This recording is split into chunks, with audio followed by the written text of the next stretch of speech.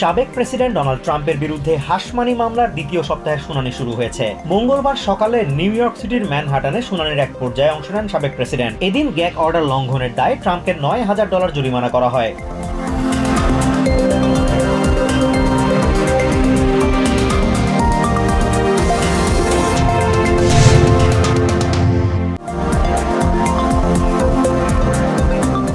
2023 সালে দেশের 60 নাগরিকেরা আর্থিক জালিয়াতির শিকার হয়ে অন্তত $3.4 বিলিয়ন হারিয়েছেন, যা তার আগের বছরের তুলনায় 11% বেশি। মঙ্গলবার এল্ডার ফ্রড রিপোর্ট শীর্ষক এক প্রতিবেদনে তথ্য জানিয়েছে FBI। প্রতিবেদনে বলা হয়েছে, আর্থিক জালিয়াতির অভিযোগের সংখ্যাও 2022 সালের তুলনায় 2023 সালে 14% বেড়েছে।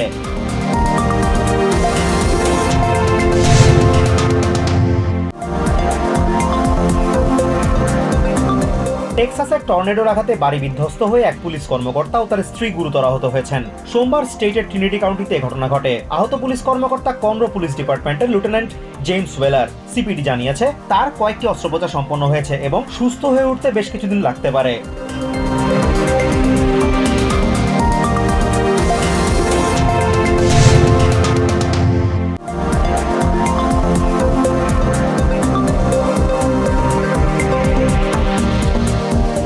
বিশ্ববিদ্যালয় প্রশাসনের বাধা উপেক্ষা করেই প্যালেস্টাইনপন্থী বিক্ষোভ চালিয়ে যাচ্ছেন পেনসিলভেনিয়া ইউনিভার্সিটির শিক্ষার্থীরা। ক্যাম্পাসের ভেতরে তাঁবু খাটিয়ে অবস্থান নিয়েছেন তারা। এসব তাঁবু সরিয়ে নিতে শুক্র ও শনিবার 2 দফা বিবৃতি দিয়েছে কর্তৃপক্ষ।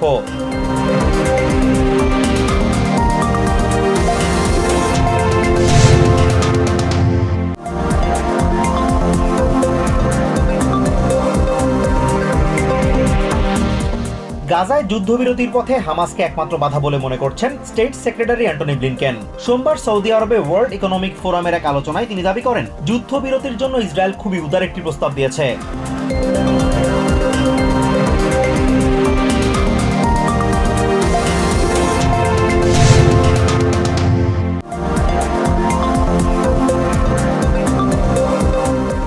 গাজায় যুদ্ধ বন্ধের দাবিতে কলাম্বিয়া ইউনিভার্সিটিতে চলা বিক্ষোভ ছড়িয়ে পড়েছে বিশ্বের বিভিন্ন দেশে। অস্ট্রেলিয়া, ফ্রান্স, ব্রিটেন সহ ইউরোপের বিভিন্ন দেশের বিশ্ববিদ্যালয়ে গাজায় ইসরায়েলের হামলা বন্ধের দাবিতে বিক্ষোভ করছেন শিক্ষার্থীরা।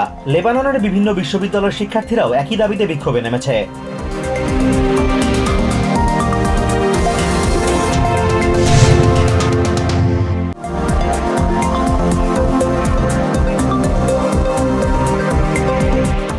ইরানের নিরাপত্তা বাহিনীর 3 কর্মীর হাতে 2022 সালে শ্লীলতাহানির পর হত্যার শিকার হয়েছেন নিকা শাকারামি নামের এক কিশোরী বিক্ষোভকারী। দেশটির নিরাপত্তা বাহিনীর ফাঁস হওয়া এক নথির বরাত দিয়ে বুধবার বিবিসির এক প্রতিবেদনে এই তথ্য জানানো হয়।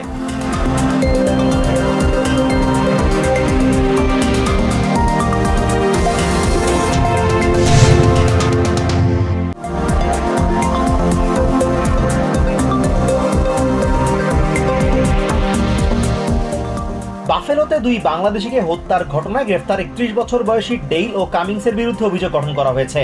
সোমবার বাফেলোর আদালতে তাকে হাজির করা হলে বিচারক অস্ত্র আইনে অভিযুক্ত করেন। স্বজনেরা হত্যাকাণ্ডের দৃষ্টান্তমূলক শাস্তি দাবি করেছেন।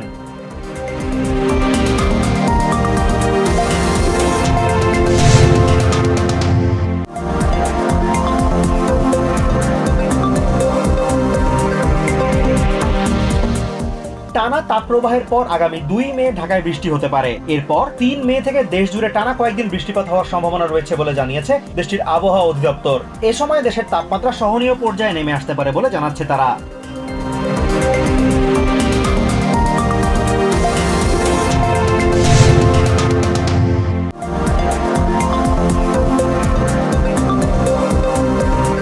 দ্রুততম সময়ে রোহিঙ্গাদের মিয়ানমারে ফেরত পাঠাতে আন্তর্জাতিক মহলের সহযোগিতা চেয়েছে বাংলাদেশ। মঙ্গলবার বিকেলে ঢাকায় প্রধানমন্ত্রীর কার্যালয়ে বিভিন্ন দেশের রাষ্ট্রদূত ও আন্তর্জাতিক সংস্থার প্রতিনিধিদের সঙ্গে এক বৈঠকে এই আহ্বান জানান প্রধানমন্ত্রীর মুখ্য সচিব মোহাম্মদ তোফাজ্জল হোসেন মিয়া।